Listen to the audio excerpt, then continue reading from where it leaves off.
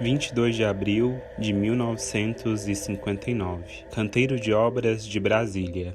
Os operários escrevem a lápis mensagens na laje da futura Câmara dos Deputados. Que os homens de amanhã, que aqui vierem, tenham compaixão dos nossos filhos e que a lei se cumpra.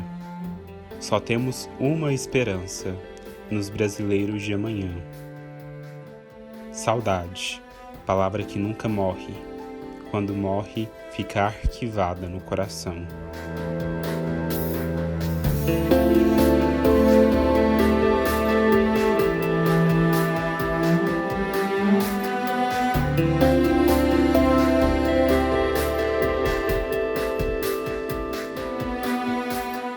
Tem uma teórica, a Françoise Chouet, que ela diz uma frase que eu gosto muito, que o patrimônio é um espelho. É um espelho que reflete o que nós somos.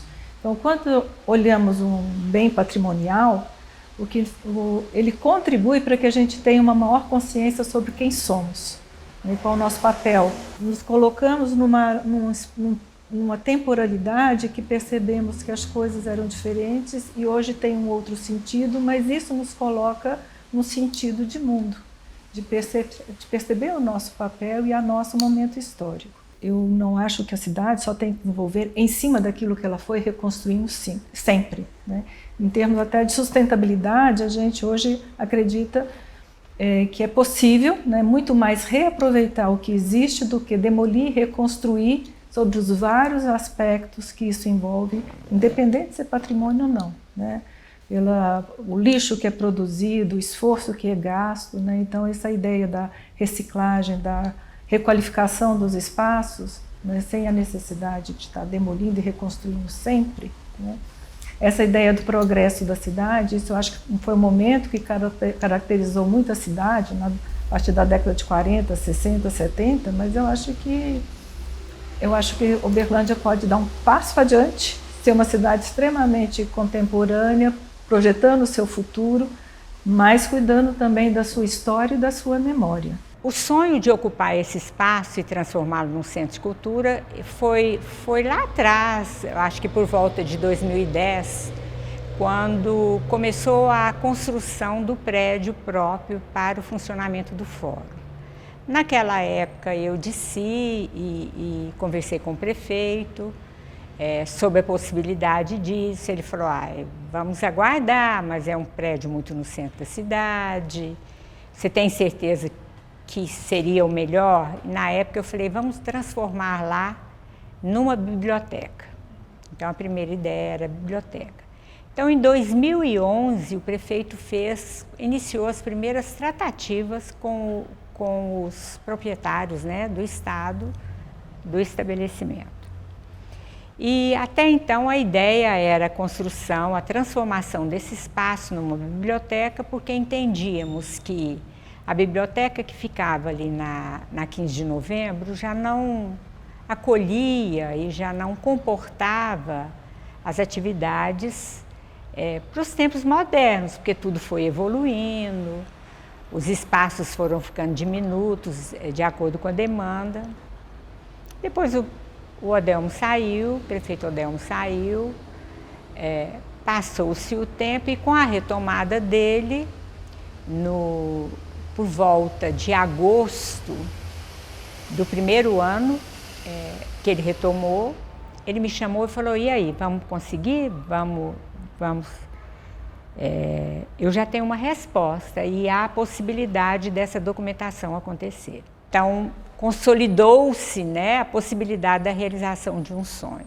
Eu acho importante a gente pensar a questão do patrimônio não como uma coisa isolada, né? Ele está envolvido, ele parte da cidade. Então, se pensar inicialmente do que é uma cidade, né? Como as pessoas consideram a cidade, qual a importância da cidade, e inserir dentro dessa perspectiva a questão da preservação. É claro que a cidade é um espaço de convivência de vários interesses, de várias tensões, mas a gente precisa pensar o que significa a cidade. A cidade é um local para ganhar dinheiro, né? Ela é um bem a ser comercializado, ou ela é um espaço que deve promover a convivência, estimular as pessoas, uma qualidade de vida. uma perspectiva mais interessante é pensar em termos de ambiente urbano. Não é o imóvel sozinho, a gente sempre tem um imóvel e seu entorno, né? Mas pensar conjuntos urbanos, inclusive incluindo espaços públicos, né? Não é o bem isolado, mas o bem integrado numa determinada área urbana. Então, por exemplo, aqui o bairro Fundinho, o interessante é que haja uma política, existe uma legislação que nem sempre consegue ser muito eficaz, né? Mas de pensar em quais são as características dessa área, o que dá particularidade e identidade a esse bairro, e a partir daí a gente sabe o que pode ser, o que precisa ser preservado nesse bairro para que ele permaneça com essa identidade de uma área tão importante, né? E aí cada área da cidade tem a sua característica que a identifica, né? Que a fortalece. Então nada aqui no Centro Cultural foi feito de forma impensada nem improvisada. A gente pensa muito e a gente quer acertar, para que isso fique realmente como um farol para a comunidade, não só a comunidade artística, para aquele usuário que esteja indo no banco, quer descansar um pouquinho, entre aqui e fique sentado lá embaixo. Aqui não existiam paredes, eram divisórias, né? Móveis que podiam ser colocadas e retiradas, e estudando a planta, na época eu tive a ajuda de um arquiteto da prefeitura, Moisés Keniel, e nós fomos adaptando os espaços daqui de acordo com as propostas que tínhamos para o lugar. E também não seria nem muito justo a gente alterar essa coisa tão forte do concreto. A única modificação um pouco mais agressiva foi aonde, na sala do tribunal, onde aconteciam os julgamentos, nós pedimos para desmanchar os 2 púlpitos e ali transformar num teatro. E aí nós fomos construindo, e quando houve a possibilidade de que trouxéssemos a banda, com melhores acomodações do que na casa da banda, o teatro, o próprio gabinete da secretaria, com as salas destinadas à igualdade racial, a sala da dança, a sala da literatura dentro da biblioteca, que são os setores ligados à diretoria de cultura. E o próprio gabinete, a gente ficou extremamente feliz. Muito caminhou, porque logo que nós inauguramos, abrimos para a comunidade, entramos no período da pandemia. No período da pandemia, a gente teve grandes dificuldades na entrega das mercadorias, porque eu acho que o mundo ficou um pouco anestesiado diante disso tudo que estava vivendo. E nós não deixamos de trabalhar durante esses 2 anos. Então, é um espaço que vamos começar a reforma do lado externo agora, já foi listada, já está em fase quase que de início. Vamos reformar, pôr cor também do lado de fora, porque uma das maiores preocupações foi respeitar toda a arquitetura e a memória e a história do prédio.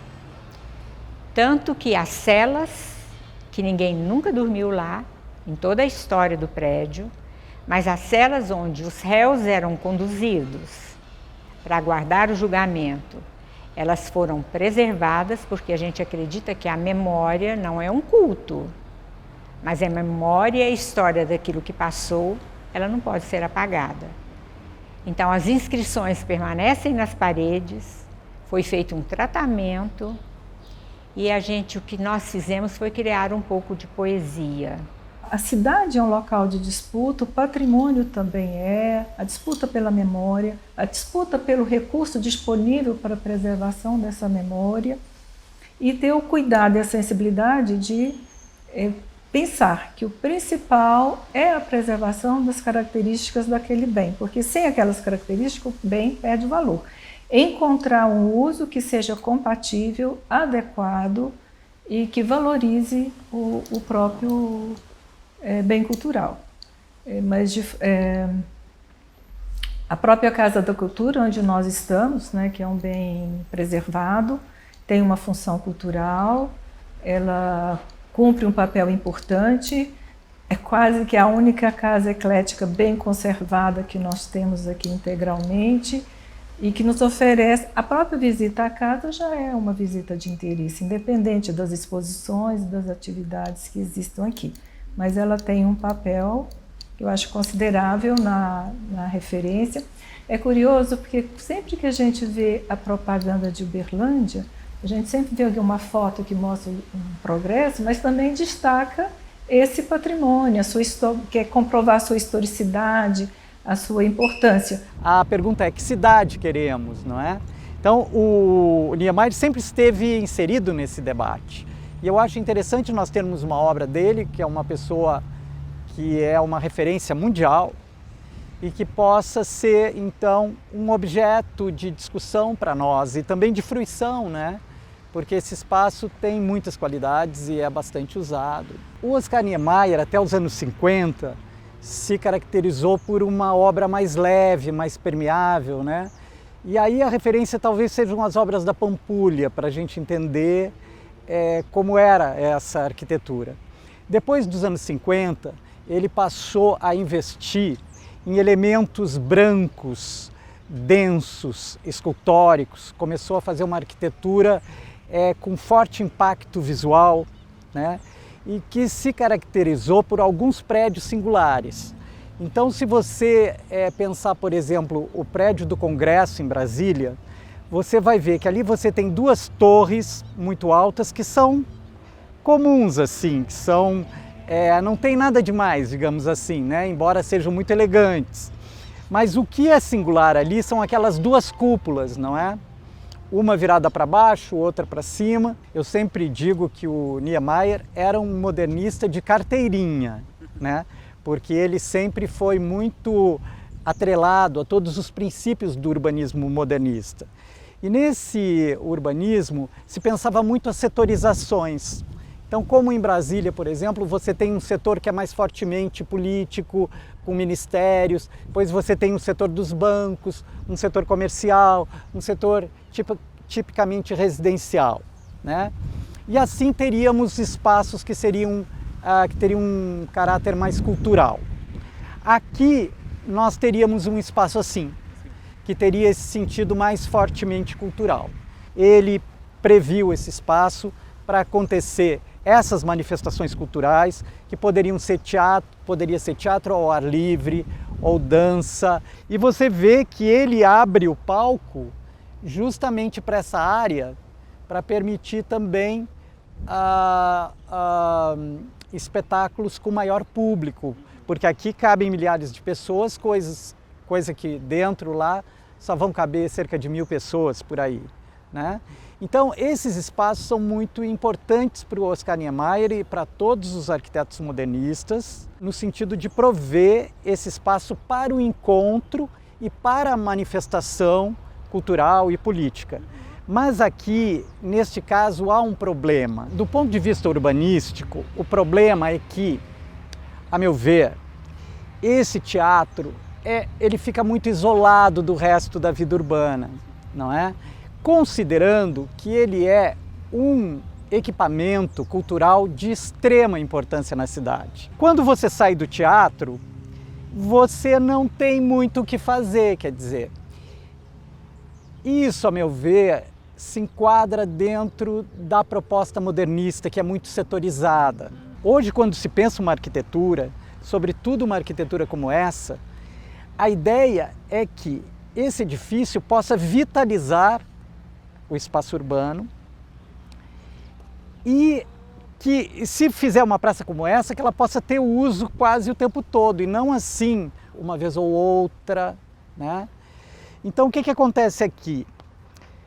Mesmo para esse uso que é patins, skate, etc., ou outros usos, aonde que você vai, por exemplo, pegar uma água, um refrigerante, não tem, é tudo improvisado, entendeu?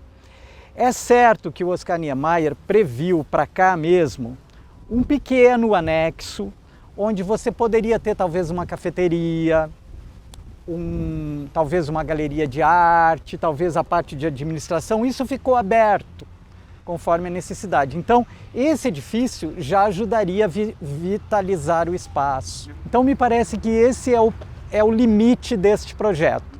Ao mesmo tempo que ele oferece muito para a cidade, ele também deixa de ser um lugar vital no espaço urbano o tempo todo. Uma das perspectivas da preservação do patrimônio é o que a gente chama de educação patrimonial, né? E normalmente isso é feito com palestras em escolas, mas eu acho que isso não tem se mostrado eficiente, né? Então o grande desafio é justamente envolver as pessoas, né, numa relação maior com a cidade. Eu sei que às vezes é difícil, né, as pessoas envolvidas no seu dia a dia, mas uma coisa não contradiz a outra, né? Porque eu acho que à medida que a gente conhece mais a cidade, conhece mais sobre a história da cidade, a sua formação, é mais fácil a gente valorizar e querer a sua preservação, né? Se você perguntar para muitas pessoas, poucas dirão, por exemplo, que conhecem a Casa da Cultura, né? Parecem espaços ainda inacessíveis para a maioria das pessoas, às vezes a escola traz, né? Mas aquilo fica como um evento na vida da pessoa, uma coisa muito isolada, né? Então eu acho que teríamos que buscar novas frentes, né, para esse maior difusão das pessoas compreenderem e principalmente conhecerem esse patrimônio. A ideia não é preservar, imobilizar a cidade, né, mas justamente conciliar os diversos interesses, mas respeitando e valorizando essa memória que é fundamental para uma cidade que quer construir uma identidade, né? Acho que Uberlândia não pode negar a sua história, ela precisa justamente mostrar como a cidade desenvolve, ela tem uma história e essa história precisa ser valorizada, reconhecida e valorizada.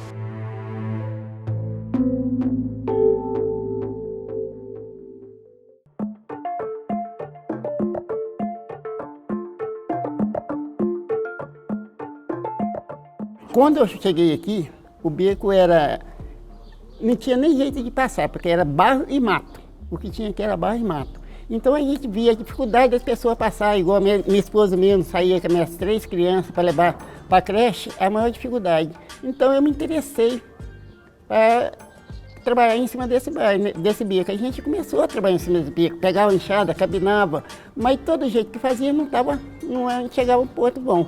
Então a gente começou a trabalhar em cima dele, para tentar fazer de uma calçada ou qualquer coisa, para melhorar essa passagem do beco. E a gente está nessa luta. Isso aqui, antigamente, era a coisa mais difícil. Já aconteceu aqui latrocínio, já aconteceu aqui bater em mulher, a pessoa bater em mulher, correr atrás de mulher, estupro, já aconteceu aqui, aconteceu de tudo. Tudo mesmo que aconteceu aqui, tudo de ruim. Hoje está tranquilo, mas aqui já foi um lugar muito perigoso. A gente, depois das 6 horas da tarde, não era considerado passar aqui. Hoje você pode passar aqui até qualquer hora que você quiser, mas antigamente não tinha condições de passar aqui. Criança não podia passar aqui não tinha condições. O trabalho aqui do beco começou assim, eu cheguei nos 45 do segundo tempo, né, eu entrei mais como uma participante do que como uma protagonista. Eu me entendo mais como uma mediadora, uma facilitadora de todo o processo. Acredito que os protagonistas dessa luta são um pessoal que estão aqui há muitos anos. Então, em 2019, cheguei no momento da graduação em que eu precisava fazer meu TCC, meu trabalho de conclusão de curso, e conheci o Felipe Viana. Ele era meu amigo de tempos. O Felipe é fotógrafo aqui em Uberlândia, agora no mundo, e o Felipe sempre falava aqui do Beco de São Jorge. O Beco de São Jorge é muito legal, o Beco de São Jorge precisa de melhorar, e o que a gente pode fazer com isso? E eu estava naquele momento de decidir o que eu ia fazer no meu trabalho final de graduação, e eu sentia muito essa necessidade de sair do papel, assim. Eu sempre gostei atuar na vida real mesmo. Então eu falei, não, Felipe, vamos unir o útil ao agradável. Eu tenho esse tempo disponível para me dedicar para esse estudo, existe essa vontade do pessoal sul e do pessoal do bairro há muito tempo, vamos tentar fazer alguma coisa acontecer? Vamos. Então, em 2019, eu, como estudante, e outra amiga também, a Raíssa, começamos no início junto com o Felipe, fazendo uma movimentação aqui no bairro, conversando com o pessoal, entendendo se de fato era uma vontade coletiva de transformar isso daqui. E a gente começou a pensar numa proposta de ressignificação desse espaço a partir de algumas ações semanais aqui no bairro. A gente entendia que a gente precisava mobilizar, né, entender essa vontade coletiva para depois desenvolver, né, essa linguagem desse projeto, o que seria. Uma coisa que está faltando muito no São Jorge é lugar de lazer para a população. A população aqui de São Jorge não tem lugar para lazer. Aqui, esse beco aqui, é um lugar de lazer. Aqui, se chega de domingo aqui, as meninas estão brincando, estão parreando, então esse aqui é um lugar de prazer, mas a gente precisa de muito mais. São Jorge hoje é um bairro que tem 44 mil habitantes. Esse beco aqui está no loteamento como P2, que tem um P1 e esse aqui é o P2. Então a gente vai na prefeitura, a prefeitura fala, não, é de responsabilidade da pessoal que vendeu a loteadora. A gente ia na loteadora que tinha ela, na época ela falava, não, a gente passou para a prefeitura. Então a gente não sabe quem é responsável pelo esse beco aqui, na verdade. Mas eu acredito que é a prefeitura, porque ela está no mapa da prefeitura, ela é da prefeitura.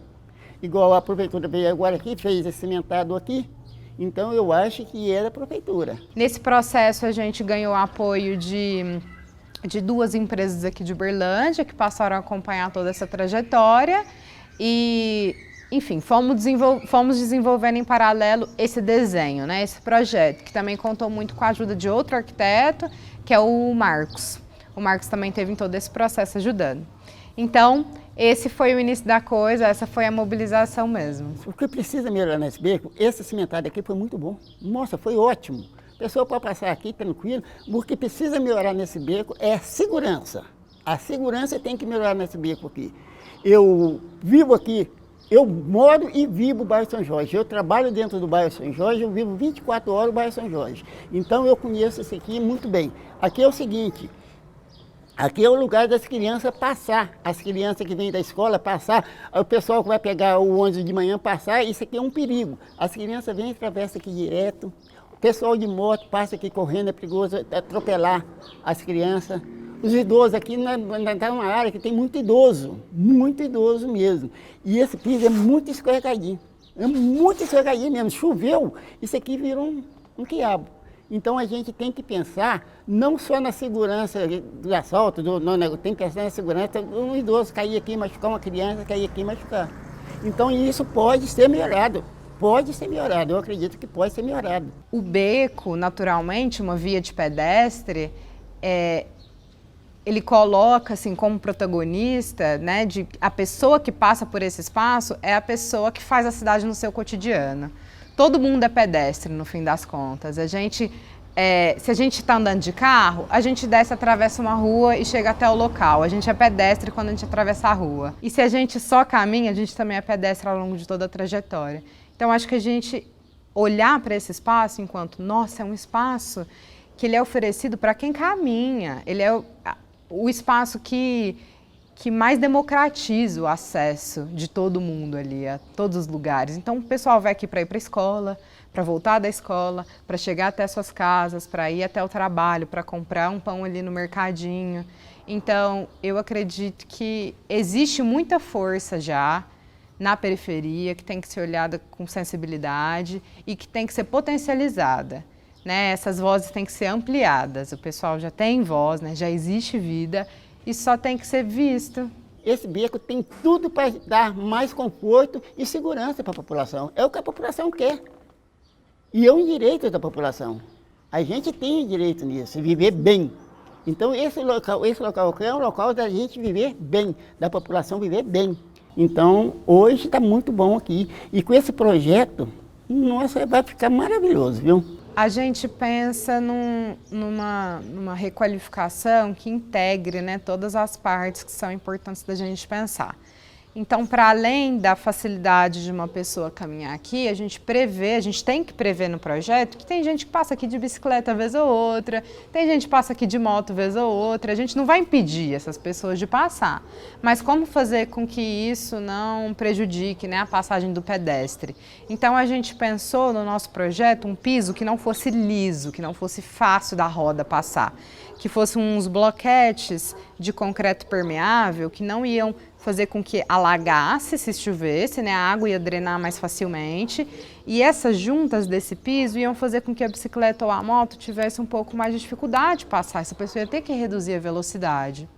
A questão da acessibilidade é algo que a gente também prezou muito. Esses muros, eles também precisam de um cuidado maior. Já existem alguns muros que têm uma estrutura que já está comprometida, né? Então tem alguns muros que precisavam ter sua estrutura revista, ou entender essas coberturas, né? Assim, como que fazer com que esse visual, que pode ser às vezes um pouco claustrofóbico, né? Muita parede próxima, assim, se andando, como que isso pode ficar mais agradável? Uma pintura no muro, um próprio paisagismo que cubra, né, esse lugar. Então tem isso também. Tudo bem que aqui quando era só terra era ruim.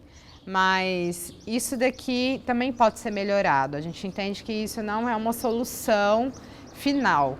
Da mesma forma que a cidade, ela é isso, ela nunca é uma solução, ela nunca é uma resposta final, né? Ela está sempre se transformando. Então, eu acho que é nessa dinâmica que a gente tem que se conectar. A gente entende que o acesso à cidade como um todo, o acesso à cultura, o acesso ao lazer, o acesso à educação, está muito ligado a essas áreas centrais da cidade, né? E, de fato, esses espaços periféricos, eles precisam de um olhar, porque são espaços com muito potencial. A gente vê que o bairro São Jorge é uma cidade, praticamente, tem tudo aqui dentro, né? A pessoa não precisa se deslocar até o centro para resolver a vida dela, para trabalhar, né? Enfim, tem alguns casos assim, mas tem muita gente que vive, de fato, o bairro, né? Enquanto o espaço de convívio.